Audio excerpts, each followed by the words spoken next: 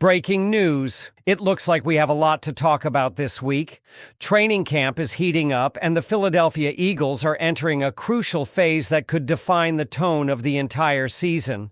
There's an important decision looming, and with preseason right around the corner, the pressure is on to get everything in place. The moves being made behind the scenes show that the team is acting with strategy, urgency, and a clear vision for success. You can feel the energy building. Something big is coming, and I can't wait to see this team take flight. I have to admit, I'm counting down the hours until we see the Eagles back in action. Fly, Eagles, fly. Howie Roseman has done it again. Just a month before the Eagles raise their second Super Bowl banner at Lincoln Financial Field against the Cowboys, Roseman pulled off yet another classic move, swapping defensive tackle Thomas Booker IV for cornerback Jakorian Bennett from the Raiders. The message: this team isn't waiting for problems to appear. They're being proactive, and they clearly believe Bennett might be a piece that matters come week one. Let's be real.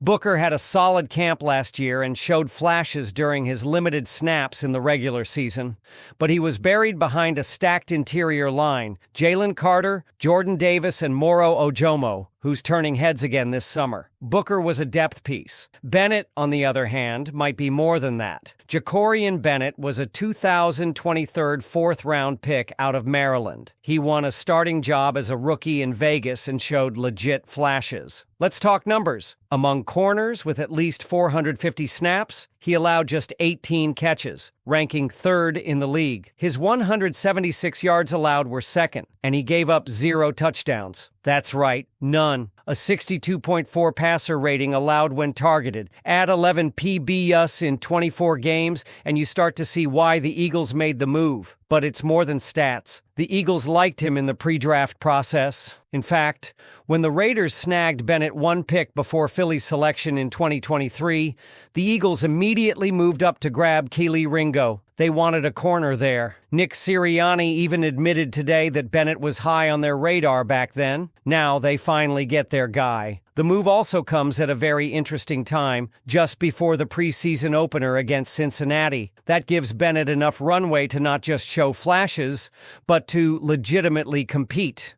He'll battle Ringo and Adoree Jackson for the starting role opposite Quinion Mitchell. And if he doesn't win the job, he still adds legit depth, something you can never have enough of in today's NFL. Let's not ignore what Bennett brings athletically either. He ran a 4.3 40-yard dash and posted a relative athletic score near 96. The dude is a freak. Yes, there have been some injury concerns, a hamstring issue his rookie year and shoulder trouble in back-to-back seasons, but the Eagles' medical staff is one of the best in the league. Since Sirianni took over, they've kept this roster remarkably healthy. Remember, every single starter from week 1 played in Super Bowl 57. That's not luck. So, for a cost-controlled, high-upside cornerback with starting experience and freakish athleticism, Roseman gave up a rotational tackle. That's why the league is shaking its head again. Why did the Raiders make this deal? Because Howie saw an opportunity and pounced, just like he did with C.J. Gardner-Johnson, Jan Dotson,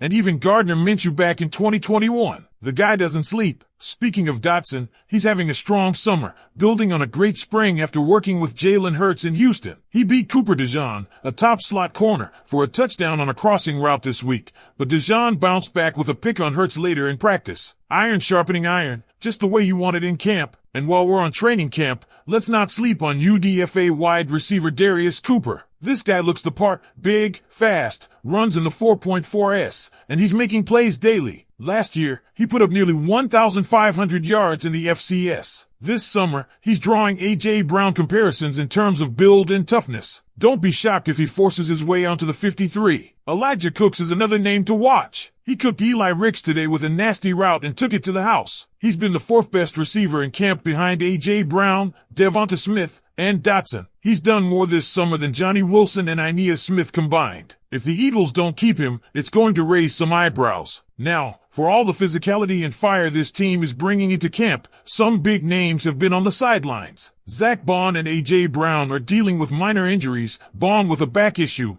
Brown with a hamstring. But the good news? They're not buried in rehab protocols. They're on the field, smiling, jogging, staying loose. It looks more like veteran maintenance than cause for concern. Other injury updates: Montrell Johnson and Byron Young are also nursing soft tissue injuries. Rookie Andrew Mukuba returned to practice today and immediately made a splash with a pass breakup on a Tanner McKee throw. You love to see that from your second-round pick. Khalil Ringo also made a nice play in coverage, but dropped what would have been a pick six on Hurts' throw. Frustrating moment for a guy clearly fighting to secure his starting job. The addition of Bennett? Yeah, that adds pressure, but it also adds competition, exactly what you want. Let's talk Jalen Hurts. The reigning Super Bowl MVP has bounced back after cooling off earlier in camp. Today, he threw 5 touchdowns and 1 pick in a red zone heavy session. According to Elliott Shore-Parks, he should have had 2 picks, but still, Hurts was sharp in money situations. He's building momentum, and that's exactly what you want heading into preseason action. On the defensive front,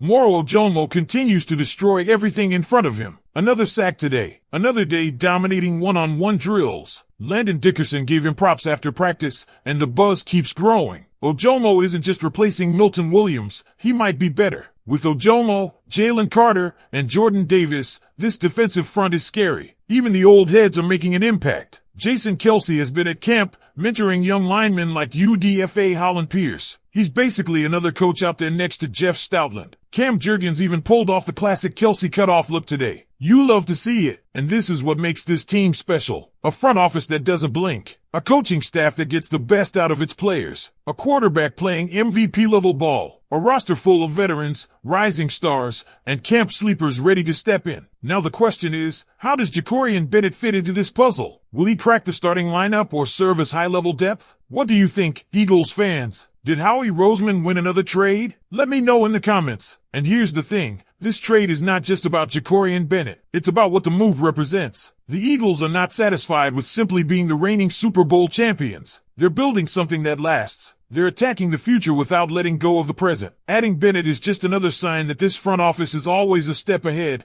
always building competition, always making sure every single spot on this roster is earned, not given. Think about the timing again. August, the grind of camp. Most teams are still figuring out who fits where. Not the Eagles. Howie Roseman is flipping depth pieces for high-ceiling guys with starting experience and athletic upside. That's not just smart, it's ruthless efficiency. Bennett might not fit Pete Carroll's defense, but in Vic Fangio's system, with his speed, his physicality, his ball skills, he might just thrive. This defense was already the #1 unit in the league last year. Now, it's younger, cheaper, faster, and maybe, just maybe, deeper. And that brings us to the bigger picture. The Eagles didn't just win a title and call it a day. They've turned over the defense, refreshed the secondary, reloaded at wide receiver, and maintained continuity with their stars. Even on the sideline, leadership is everywhere. You've got Jason Kelce acting like an assistant coach. You've got Jalen Hurts leading summer workouts down in Houston. You've got players like Landon Dickerson, A.J. Brown,